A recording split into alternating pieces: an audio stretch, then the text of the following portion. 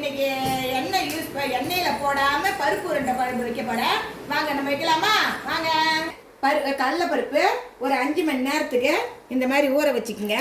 இந்த பாருங்க, தண்ணியை வடிகட்டி மிக்சியில் நம்ம மசால் வடைக்கு அரைச்சின்னு வர மாதிரியே அரைச்சின்னு வந்துடுவோம். வடைக்கு அரைக்கிற மாதிரியே இந்த மாதிரி அரைச்சி வந்துருங்க. 1-2 கடலைப்பருப்பு இப்படி இருக்கணும்.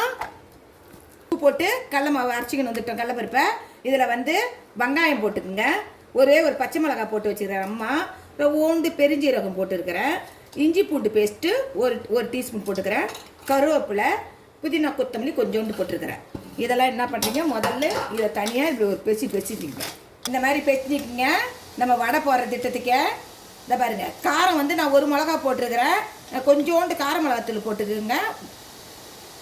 இந்த ஷேப்பில் இது வந்து நீராவியில் அவிச்சு போடுறேன். இந்த பாருங்கள், இந்த மாதிரி ஒரு குண்டான வச்சுட்டு நம்ம இட்லி எண்ணெய் தடவி இந்த பாருங்கள், உங்களுக்கு என்ன சைஸ் போடணுமே வச்சுக்கோங்க. வச்சு இந்த தட்டை போட்டு மூடிடுவோம். இது என்ன இருக்கட்டும். அதுங்காட்டி நம்ம என்ன பண்ணுவோம், அரைக்கிறதுக்கு மசாலா அரைக்கிறதுக்கு ஒரு பாருங்கள், ஒரு 3 வெங்காயம் அரைச்சி வச்சுக்கிறேன். ஒரு 2 தக்காளி, ஒரு பச்சை மிளகா, கருவேப்பிலை, கொத்தமல்லி, புதினா வச்சுருக்கிறேன். இதை நம்ம அரைச்சின்னு வந்துடுவோம். திப்பி அரைச்சிக்கங்க. முடிச்சிச்சா? அடுத்தது என்ன அரைக்க போகிறேன்னு பார்த்தீங்கன்னா 3-4 முந்திரி பருப்பு எடுத்துக்கோங்க. ஒரு அரை டீஸ்பூனு கசகசா எடுத்துக்கோங்க. ஒரு 1/4 டீஸ்பூனு சீரகம், ஒரு 1/4 டீஸ்பூன் எடுத்துக்கோங்க. சோம்பு ஒரு 1/4 டீஸ்பூன் எடுத்துக்கோங்க. 1.5 மூடி தேங்காய். இதை நம்ம தண்ணி ஊற்றி அரைச்சின்னு வந்துடுவோம். அது வேகிறதுனாட்டி இந்த அரைக்கிறதெல்லாம் அரைச்சிக்குவோம். ஒரு 5 டீஸ்பூன் எண்ணெய் ஊற்றிக்குங்க.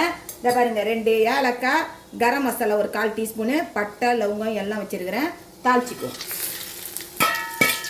வெங்காயம் ஒரு 2 வெட்டி வச்சுக்கிறேன். 2 தக்காளி பழம், இஞ்சி பூண்டு பேஸ்ட்டு ஒரு டீஸ்பூனு, கருவேப்பிலை, ஒரு பச்சை மிளகாய் வச்சுருக்கிறேன். வெங்காயத்தை போட்டுக்கோங்க. கருவேப்பிலை போட்டுக்கோங்க. தக்காளி போட்டுக்கோங்க. அதே உப்பு போட்டுக்குங்க. நம்ம அரைச்சின்னு வந்தோம் தெரியுங்களா மசாலா, அதையும் போட்டு வதக்குங்க. அரைச்சி இப்படி போடுறேன்னு பார்த்தீங்கன்னா குழம்பு கட்டிட்டு கொடுக்குறதுக்கோசம் தான் இதை அரைச்சி இப்படி கொஞ்சம் மசாலா தேக்கிறது. ரெண்டை வச்சோம்ல, அது பாரு வெந்துடுச்சு பாருங்க. வச்சுக்கோங்க. வதங்கின்னு இருக்கும் போதே நம்ம குழம்பு மிளகாத்தூள் வந்து ஒரு 3 டீஸ்பூனு, கார மிளகாத்தூள் வந்து ஒரு அரை டீஸ்பூனு, மஞ்சாத்தூள் வந்து 1/4 டீஸ்பூனு, பெப்பர் பொடி ஒரு 1/4 டீஸ்பூன் இது கூடயே போட்டு வதக்குங்க. தண்ணி ஊற்றிங்க. இது வந்து எனக்கு ஒரே நிமிஷத்தில் வந்து இந்த வீடியோவில் வந்து என்னால் சொன்னாலும் உங்களுக்கு புரியாது. டக்குன்னு வீடியோவும் முடியல. இது கண்டினியூ அடுத்த வீடியோ 2 பார்ட் 2ல் வந்து பார்ட் 1 பார்ட் 2ன்னு போடுறேன். 2ல் வந்து இது அடுத்தது குழம்பு ரெடியாக வருது. அதில் கொஞ்சம் பாருங்கள்.